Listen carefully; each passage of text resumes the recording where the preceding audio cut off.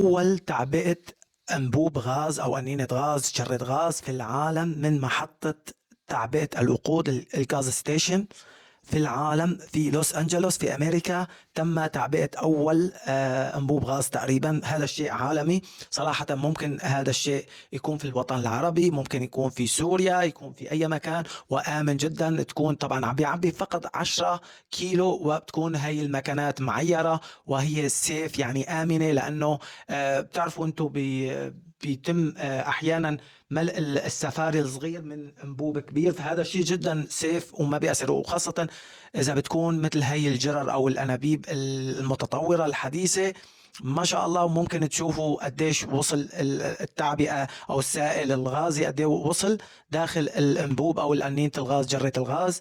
وما شاء الله يعني مثل ما تكون شايفين.